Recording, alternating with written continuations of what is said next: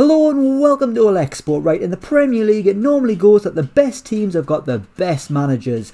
Man City have got Pep Guardiola, Liverpool have got Jurgen Klopp, and those two teams have absolutely dominated in recent years. But today what I want to find out is what would happen in the Premier League if all 20 Premier League clubs had an elite level manager calling the shots. Well, using the editor, that is exactly what I have done. For my money, there are 4 elite managers currently in the Premier League: Klopp, Guardiola, Conte and Thomas Tuchel.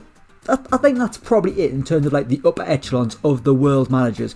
So they're going to remain in the Premier League but with a different club, and we're going to have 16 other managers arriving in the Premier League. I will run you through them now. If you aren't happy about them, whinge about it in the comments. I'm dying to hear your complaints. Arsenal have got Carlo Ancelotti, Aston Villa, Gareth Southgate, Brentford, Jurgen Low, Brighton, Marco Rose, Burnley, Diego Simeone, Chelsea, they've got Jurgen Klopp, Crystal Palace, Nagelsmann, Everton, Jose Mourinho, Leeds, Lopetegui, Leicester, Ten Hag, Liverpool, Conte, City, Thomas Tuchel, Man United have got Pochettino, Newcastle gets Zidane, Norwich, they get Rafa Benitez, Southampton, they get Galtier, Tottenham get Pep Guardiola, Watford, Roberto Mancini, West Ham, Max Allegri, and finally Wolves, Unai Emery.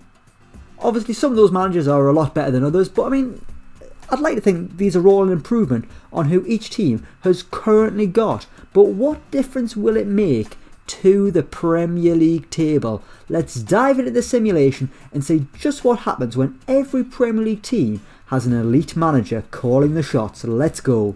Right, here we are at the start of the simulation, the start of the season, and we await an exciting campaign in the Premier League. As you can see, here is Arsenal. They've got Carlo Ancelotti as their manager, and I've made it so that every new manager has a contract until 21-21, a 100-year contract.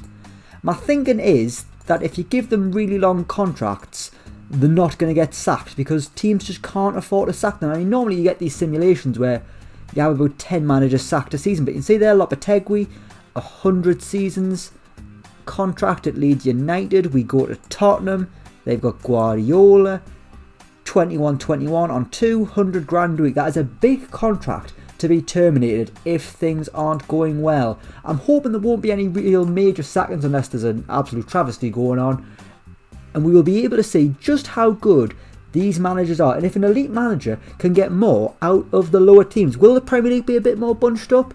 We will find out. Let's go a year into the future. Let's see who wins the Premier League when every team has an elite manager. Okay, here we are 1 year into the future, and the Premier League has been won by Man United and Mauricio Pochettino. And I'm going to be honest with you, the table doesn't seem that different. The top 7, it's exactly what you'd expect. I mean, yes, it's a shock seeing Man United top of the pile, but they are extremely overpowered on Football Manager. You've got Liverpool and Conte in second, and Man City and Thomas Tuchel in third. Chelsea rounding up the top 4, and then you've got Arsenal 5th, Tottenham 6th, and Leicester City in 7th place. There's only 7 points between Newcastle there in 12th and Leicester in 7th, so that gap's kind of closed there. The likes of Newcastle, Leeds and West Ham not a million miles away from European football. But going down, we've got Watford coming rock bottom with 26 points. Roberto Mancini not getting a tune out of the Hornets. Brentford with Jurgen Low relegated with 30 points. And Norwich also going down with 31. Rafa Benitez unable to keep the Canaries in the Premier League. But it was pretty tight. That's because Brighton got 32 points and only just avoided the drop. A win on the final day against Southampton, it appears to have kept them up. Because Brentford, they got beat by Man United. The win seems to have handed Man United the title and condemned Brentford to relegation. But that is the Premier League table with every team having an elite manager. And I'm going to be honest with you, it doesn't seem massively different. And actually the standard at the bottom is still quite low. I mean, 32 points to survive is not many at all. 15 out of the 20 teams hitting that massive 40-point mark. But what I want to see now is, were there any managerial sackings? Yes, there were. There were six of the biggest managers in world football sacked, and the biggest of the lot, Pep Guardiola. He was sacked by Tottenham Hotspur. In fact, I tell a lie, only 5 of them were sacked. That's because Julian Nagelsmann left Crystal Palace because he was poached by Tottenham Hotspur. So obviously they thought he was pretty good as well. But Pep Guardiola sacked by Spurs. It just shows, no matter who you are, no one's going to get a tune out of this Tottenham team. For goodness sake, I cannot believe that. You'd think Guardiola could get anyone to play football moderately well. But no, Tottenham decided on the 1st of January to sack him. Unai Emery sacked by Wolves, they didn't have a very good season. Ten Hag sacked by Leicester, which is quite a shock considering they came 7th, that's not that bad. Elsewhere, Newcastle sacked Zinedine Zidane on the 6th of November. He was the first to go, the first major name to be sacked in the Premier League. I want to say, who did Newcastle get? They got Manuel Pellegrini, another big name. I'm going to assume they spent big money. My oh my, they have. There were some big arrivals under Zinedine Zidane. 50 million quid spent on Alexander Isak, but he couldn't keep Zinedine Zidane in the St James's Park dugout. And he was the first to go, and the final one to be sacked, Roberto Mancini, sacked for poor league position on the 22nd of May. I mean, 20th place in the Premier League. In terms of the top tier of English football, it doesn't get much worse than that. But to be honest with you, even with elite coaches, there are no real surprise packages in this Premier League season. Who's the surprise? There isn't really one. The 3 teams who came up are the 3 teams that have gone down. And it's not like they had bad managers. I mean, Jurgen Loh, a World Cup winner with Germany. Roberto Mancini, European champion with Italy, won it with Inter Milan. He did it with Manchester City. And Norwich, Rafa Benitez, a Champions League winner with Liverpool. I think we've got to spare a thought for Crystal Palace here. They came 13th with 43 points, but they were robbed of Julian Nagelsmann pretty early into this simulation because Tottenham just couldn't work out how to... Well, no, it wasn't really their fault that Guardiola couldn't get a tune out of the place. I mean, they still came 6th. Daniel Levy just needs to have a long, hard look at himself, to be honest with you. But after the first season, this hasn't gone massively as well as I thought. I thought we might have had maybe a surprise package, like one of these teams. I mean, look at Watford having Roberto Mancini. I thought that would have been an absolute dream. But they finished rock bottom with 26 points, one of the worst tallies in Premier League history.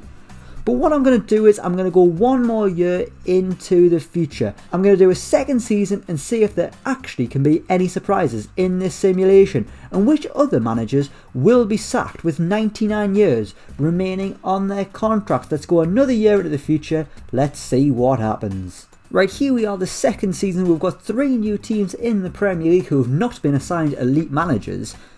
And incredibly, one of them has survived. Southampton, right, did they come 8th last season?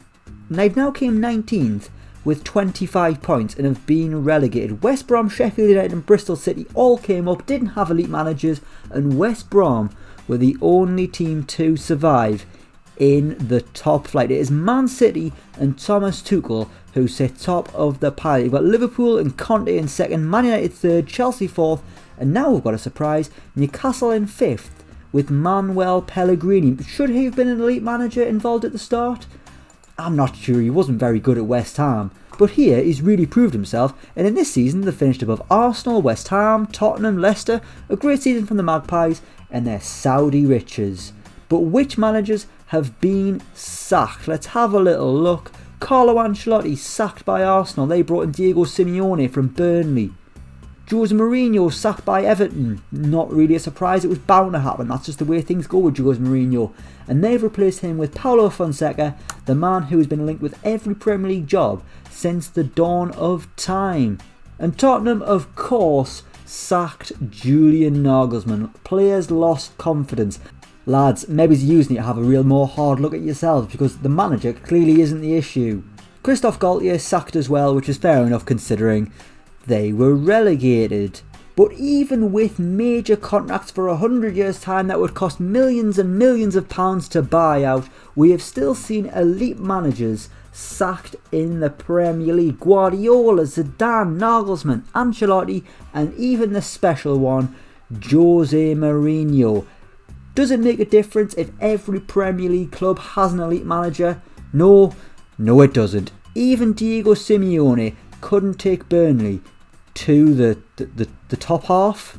Couldn't do that. And really, I think that's the saddest thing about this whole simulation. On that sour little note, we will leave it there. Thank you so much for watching. Let me know what you think down in the comments below. As always, don't forget to like, share and subscribe to Elecspo. And until next time, we will see you around.